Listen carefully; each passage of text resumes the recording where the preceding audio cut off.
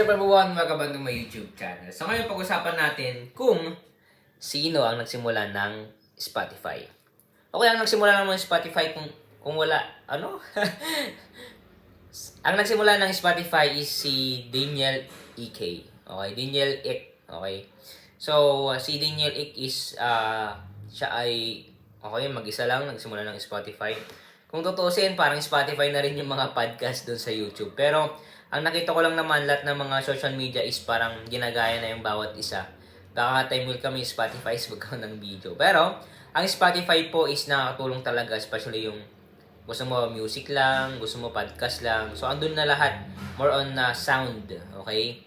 'Di ba may mga books, may sound, okay? Mayroong graphics, yung meron ka ng video na makikita. Pero ito naman is more on sound.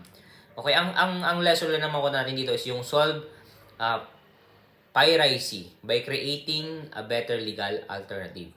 Okay? It means, kumbaga, itong kwan naman, itong Spotify, palagi ko pwede mong i-download. May mga ads nga lang siya. Pero kahit papano, pwede mo siyang i-off. At the same time, pag yung nagkwan ka, nagpapasound ka, off mo siya. Okay? O kaya naman kapag nag-jogging ka, okay, ito. Talagang nakasolve ng problem na yung parang hindi mo na kailangan na sa YouTube na yun, nanonood. Kasi yung iba, kailangan pang i-download. Sa Spotify, hindi na. Okay? So, bilis na gamitin at the same time, hindi mo na kailangan na kumbaga i-download pa. Andun na kasi lahat. Okay? So, yung iba, andun yung mga episode na mga podcast. Okay? Time will come siguro, gagamitin natin to. Pero, dito rin ako nakikinig ng mga music. Okay? So, time will come. Okay? In God's perfect time, pwede rin tayo maglagay doon ng mga podcast natin. Okay, yun lang naman.